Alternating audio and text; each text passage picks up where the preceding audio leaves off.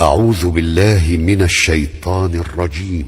وكذلك جعلناكم أمة وسطا لتكونوا شهداء على الناس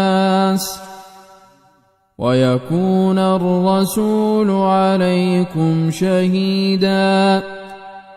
وما جعلنا القبلة التي كنت عليها إلا لنعلم من يتبع الرسول ممن ينقلب على عقبيه وإن كانت لكبيرة إلا على الذين هدى الله وما كان الله ليضيع إيمانكم إن الله بالناس لرءوف رحيم.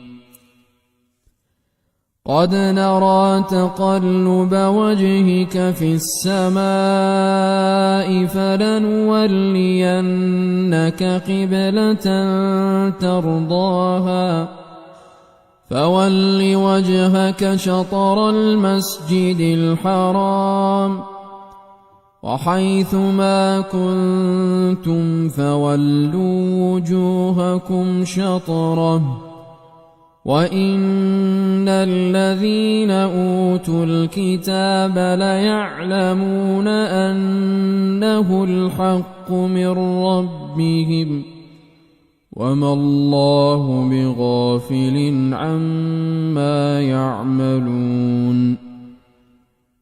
ولئن أتيت الذين أوتوا الكتاب بكل آية ما تبعوا قبلتك وما أنت بتابع قبلتهم وما بعضهم بتابع قبلة بعض ولئن اتبعت أهواءهم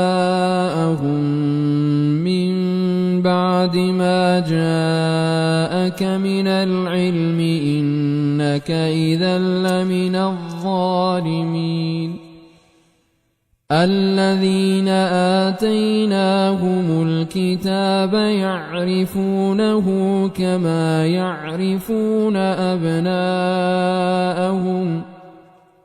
وإن فريقا منهم ليكتمون الحق وهم يعلمون.